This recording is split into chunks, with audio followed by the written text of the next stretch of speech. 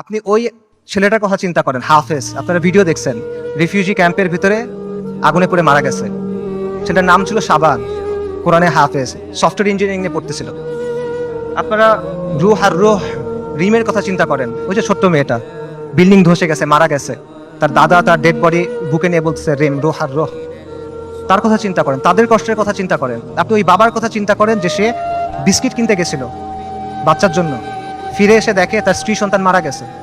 সে কান্না করতেছে আর বিস্কিটটা বাচ্চার হাতে দিয়ে বলছে, বাবা তুমি এটা নিয়ে যাও। আপনি মার কথা চিন্তা করেন যে বাচ্চার জন্য আটা আনতে গেছে, কারণ বাচ্চা ক্ষুধায় কাঁদতেছে, বুঝে না তো, আটা আনতে গেছে, এসে দেখে সবাই মারা গেছে। আপনি হিন্দ রজাবের কথা চিন্তা করেন, 6 বছর বয়সী মেয়ে। ওরা গাজা থেকে পালায় যাওয়ার চেষ্টা করতেছিল, 7 জন পুরা ফ্যামিলিতে। ইসরায়েলি ট্যাঙ্ক ওদের ঘিরে ফেলছে, গুলি করছে, সবাই মারা গেছে, ও বেঁচে আছে। তখন রেড ক্রিসেন্টে ফোন করছে, অডিও কলটা ইউটিউবে আছে, আপনারা শুনতে পারবেন। ও বলছে যে আমাকে তোমরা বাঁচাও, আমার খুব ভয় লাগতেছে। ও সব পাশে সবাই মারা গেছে, বাবা মা সবাই মারা গেছে, 6 বছর বয়সী একটা মেয়ে।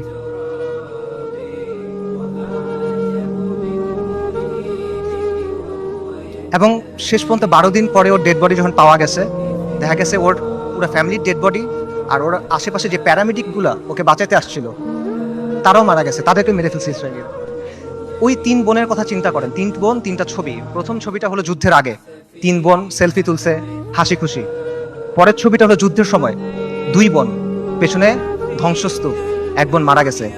পরের ছবি, 1 বোন, তার হাতে একটা বড় পলিথিন, গার্বেজ ডিসপোজাল ব্যাগ আছে না, কালো রঙের বড় পলিথিন, ওরকম বড় পলিথিন। পলিথিনে কি?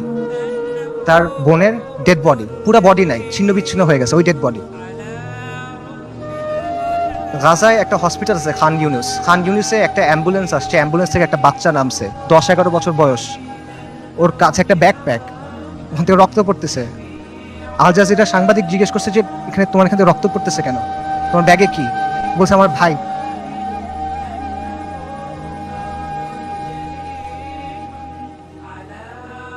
বাচ্চারা, ডাক্তাররা ব্যাগ খুলে দেখছে যে একটা 5 বছর বয়সী বাচ্চার ডেড বডি, পুরা বডি নাই, ছিন্ন বিচ্ছিন্ন বডি।